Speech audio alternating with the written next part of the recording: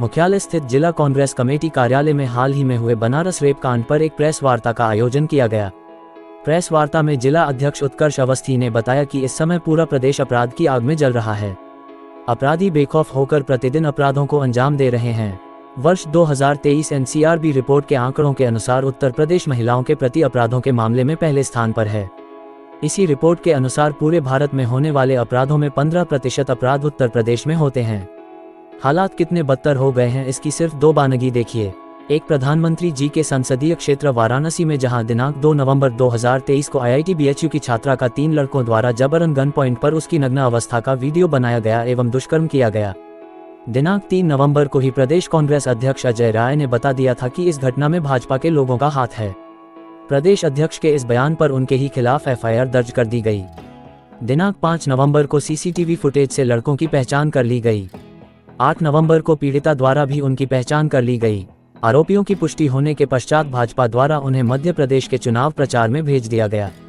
ऐसे में सवाल यह उठता है कि आरोपियों की पहचान होने के बाद भी उनको गिरफ्तार करने में 2 महीने क्यों लगे? क्या 5 राज्यों के चुनाव के कारण भाजपा आरोपितों को बचा रही थी? अगर छात्रों और कांग्रेस प्रदेश कांग्रेस अध्यक्ष का इतना दबाव न होता तो शायद आरोपी पकड़े भी नहीं जाते। संवेदनहीनता की पराकाष्ठा है और दुर्भाग्य यह है कि यह घटना भारत के प्रधानमंत्री श्री नरेंद्र मोदी जी के संसदीय क्षेत्र वाराणसी की है। दूसरी घटना प्रदेश के मुख्यमंत्री के क्षेत्र गोरखपुर की है, जहां विनोद उपाध्याय को सुल्तानपुर में पुलिस द्वारा कथित मुठभेड़ में मार दिया गया। यह बातें आईने की तरह साफ है कि गोरखपुर के रहने वाले विनोद उपाध्याय मुख्यमंत्री योगी आदित्यनाथ के पुराने विरोधी रहे हैं। योगी जी के मुख्यमंत्री बनने के बाद विनोद उपाध्याय पर शिकंजा बढ़ता गया और क्रमशः उस पर इनाम की धनराशि भी मामले को गंभीर दिखने के लिए बढ़ाई गई। यह मुठभेड़ व्यक्तिगत कुंठा और राजनीतिक विद्वेष से प्रेरित है और योगी सरकार के एक जाति विशेष विरोधी चेहरे को उजागर करती है। कांग्रेस पार्टी इस घटना की न्यायिक जांच की मांग करती है। प्रेस वार्ता में प्रमुख रूप से पूर्व विधायक हरीश बाजपाई, शहर अध्यक्ष संतोष भार्गव, चोक्ष विभू, पुष्पेंद्र सिंह चौहान, बनवारी लाल कनौजिया, नरेंद्र वर्मा, संतराम बंसल, दीपा वैश्य, सर्वेश प्रताप सिंह, धीरेश कश्यप, रवि प्रकाश दीपक, पुष्पा भार्गव, अनिल दीवान वाल्मीकि उपस्थित रहे। 3 तारीख को 2 नवंबर को बनारस में BHU की एक स्टूडेंट, जिसका 3 लोगों ने गन पॉइंट पे बलात्कार किया, अश्लील तस्वीरें वीडियोस बनाए, उनके विरुद्ध FIR नहीं हुई।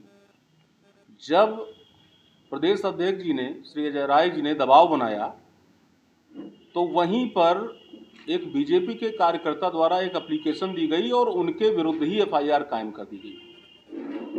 महिला संगठन जब आगे आए, BHU का जो वहाँ का स्टूडेंट यूनियन है वो जब आगे आई तो 3 लोगों के विरुद्ध FIR होती है। FIR होती है लेकिन अरेस्टिंग नहीं होती, और वो तीनों लोग बीजेपी के कार्यकर्ता हैं। वो मध्य प्रदेश उनको भेज दिया जाता है चुनाव प्रचार में। वहाँ से जब वो वापस आए तब भी उनकी अरेस्टिंग नहीं होती, उनको सरेंडर कराया जाता है। तो सवाल ये है कि उत्तर प्रदेश में लॉ एंड ऑर्डर की जब बात होती है तो बलात्कार जैसे जघन्य अपराध के लिए अनेकों मामलों में बुलडोजर चला है। तो सवाल इस बात का है कि इस बार वो बुलडोजर कहाँ था और वो बुलडोजर क्यों नहीं चला। इस संदर्भ में जब वहां पर पूरा मूवमेंट हुआ और उसके बाद भी कोई चेतना नहीं जागी इस सरकार की। दूसरा कांड होता है गोरखपुर में। विनोद उपाध्याय एक ऐसा व्यक्ति जो वहां मुख्यमंत्री आदित्यनाथ योगी जी के विरुद्ध राजनीतिक विरोध में उनके रहता था, और उसको एक स्लोली एक क्या कहते हैं क्रिमिनल की उसमें कैटेगरी में लाया गया और उसके बाद में उसका एनकाउंटर कर दिया गया। इन्हीं सब बातों को लेकर हम लोग ये प्रेस कॉन्फ्रेंस कर रहे हैं। उत्तर प्रदेश में लॉ एंड ऑर्डर की पोजीशन बहुत खराब है। NCRB की रिपोर्ट में टोटल अपराध जो हो रहे हैं उसका 15% अपराध उत्तर प्रदेश में ही हो रहे हैं। आप ये समझ लीजिए।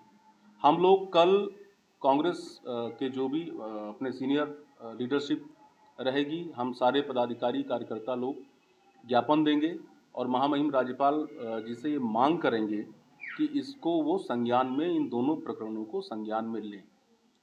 कि ये भांति भांति डिफरेंस नहीं हो सकता, अंतर नहीं हो सकता कि एक जगह जब जीरो टॉलरेंस की बात हो रही है तो जीरो टॉलरेंस बनारस की इस घटना पर क्यों नहीं?